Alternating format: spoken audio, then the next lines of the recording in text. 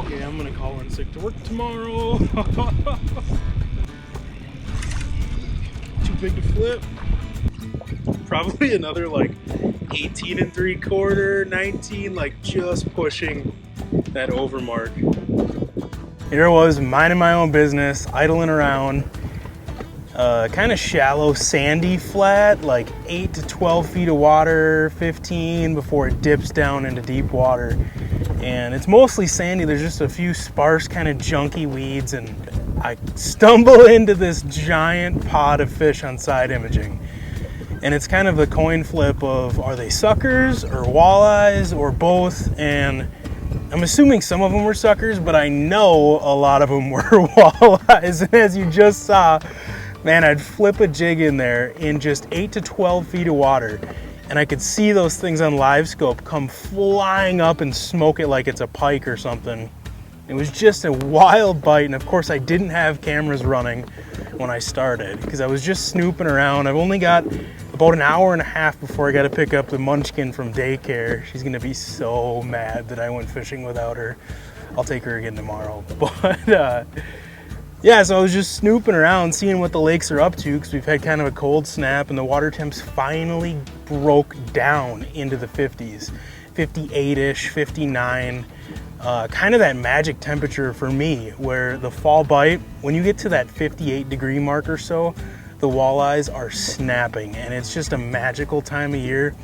But the time of year is like, you get a week, right? 2 days, 3 days, and then all of a sudden it's lows in the upper 20s, low 30s, sleeting, snowing, and 20 to 40 mile per hour gusts every day.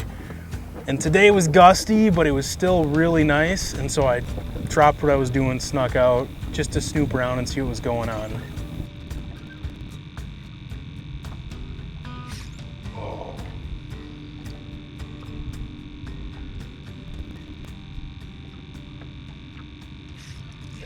Oh, I forgot I'm using way bigger minnow than normal. Let him eat it for a second. Settle down.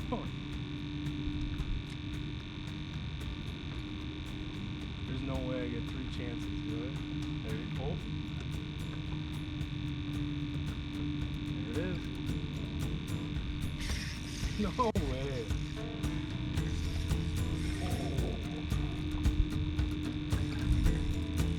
That's a walleye. Oh. Yes, that was so sick. 3rd time's the charm. Crazy embarrassing. Missed the same fish twice.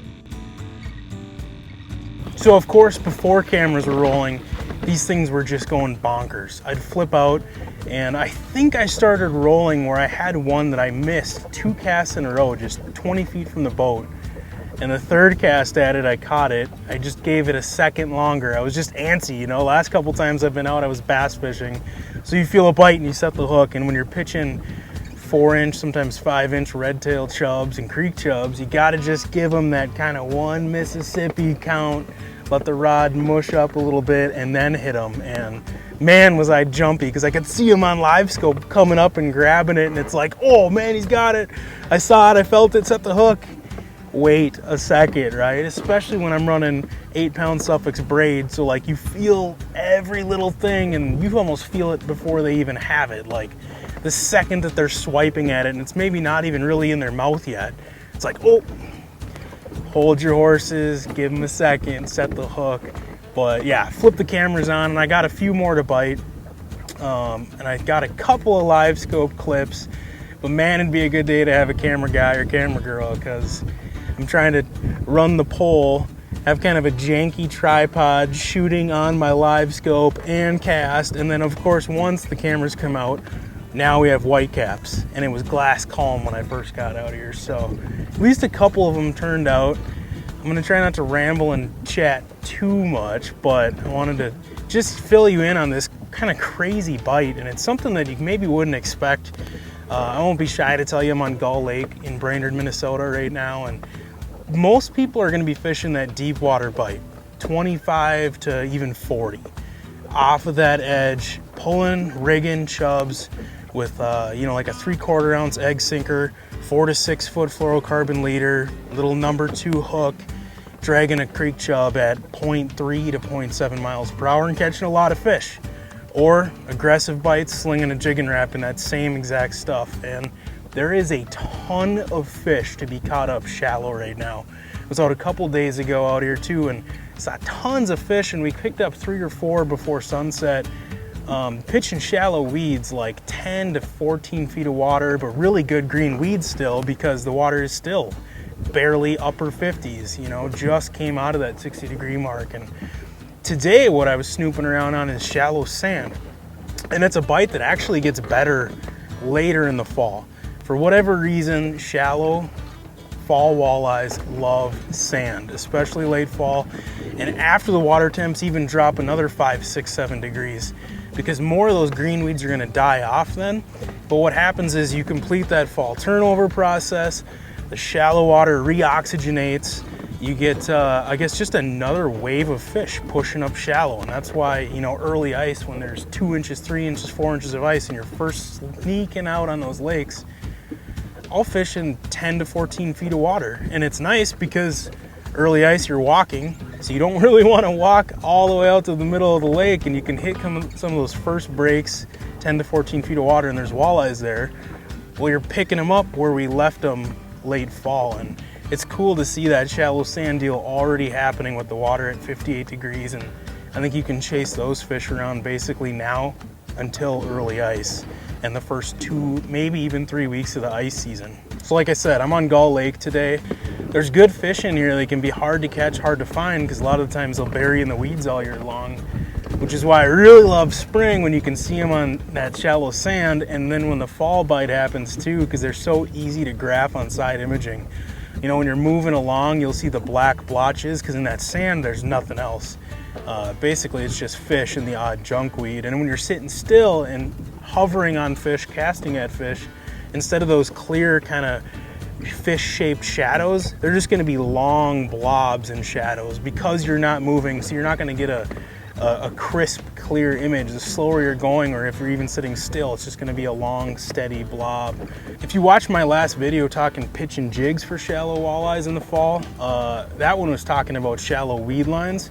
I use the exact same setup. I love using a little 1/8 ounce hard ball jig, long shank, stout hook, 1/8 ounce if you can get away with it in the wind. And you know, when the water's still in the upper 50s, you can get by with more aggressive hops. But what I'm doing with the 1/8 ounce, or the lightest jig possible, is I'm basically just dancing and hovering and kind of floating that jig through there. And you'll see me doing these kind of little hops, and all that's doing is letting that jig kind of hang in the water column, and I'm letting the minnow do all the work. So I'm not, I guess, enticing them to bite by snapping and ripping it past them and whatever. I'm relying on a really lively chub to dance and do its thing, and you can feel them, like when you're rigging, basically get excited when a fish is coming up to them because they want to get the heck out of there. With this shallow sand deal in the fall, I'm actually looking for areas just like I mentioned in my last video, kind of the biggest pieces of structure on the lake, big giant feeding flats. It can be a hump or rock pile type thing. As long as it's bigger the better, because it holds more fish, bigger population of fish, more bait fish. But the difference is, instead of necessarily looking for good weeds still, where there'll be walleyes in the weeds as long as there's good green weeds all year long, but these are sandier areas, and there's not a whole lot of them around here because a lot of these lakes have so many weeds. There's not a lot of hard bottom areas, and there's just something special about those hard bottom areas that fish crawl back to in the fall. And the nice thing is you can scan along at 5, 6 miles per hour and watch your side imaging. And on that sand, if those fish are a foot off bottom or sometimes 2 feet off bottom, they'll stick out like a sore thumb, and then you can slow down and S around and really dissect that area. But otherwise, I'll just cruise and cover water, especially if I don't know areas that have sand. You know, if I don't know that there's a flat or a hump or a little point or whatever that doesn't have weeds, then you got to go on search and destroy. And idling around at 5, 6 miles per hour, you can just cover a lot of water until you find those areas where, boom, side imaging, you see the shadows, spin around, spot lock, pitch into them, and set the hook.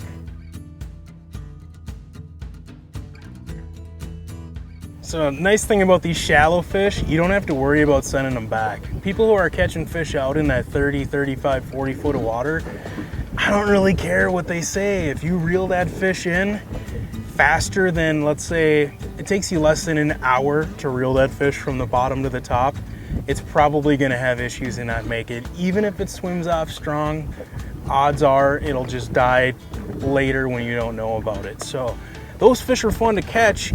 They're really easy to mark, and you don't have to worry about staying away from them. You don't spook them with the boat in 30, 35 feet of water, but the ones you catch, you gotta keep for dinner. And these shallow fish, they're so healthy. They're coming out of today just 8 to 12 foot of water, and I'm able to send any of them back that I want to. I let some overs go today, and I did end up throwing 3 in the live well just now. I might stay out just long enough to get my 6 fish limit under 20 inches. Thanksgiving's right around the corner, and our family likes to eat walleyes instead of turkeys. Otherwise, I don't really keep a whole lot of fish throughout the year. I just don't like cleaning them. Like I kind of mentioned at the beginning, I had zero intentions to film today. I just wanted to get out on the lake after a few days and see what the water temps were doing, see where the fish were setting up, and now I've got about 1 hour to get home, get the boat dumped off, and get Maisie from daycare. So this is kind of a quick down and dirty video, but I think I might have to call in sick tomorrow and sneak back out here if I can find a camera guy to kind of do it justice, because it was such a wild bite, and hopefully a couple of those clips turned out where you could just see how crazy it was, just 20, 30, 40 feet from the boat, and them coming up and crushing it, thinking it's going to be a northern, and then it's a walleye. And man, it was just wild. It's a magical time of year, and I know that actually about 24 hours from now I'm probably going to have to wear an ice suit looking at the forecast. This is one of the last days that's about 50 degrees, and then we're dipping down into 30s and 40s here. But the bite will only get better if you're willing to bundle up and get out there. So thanks so much for watching. I hope you picked up a couple of tips that you can use this fall. I know it's really easy to say, I'm gonna sit at home, watch football, stay warm, eat buffalo chicken dip, all of it, at least 4 to 6 servings worth.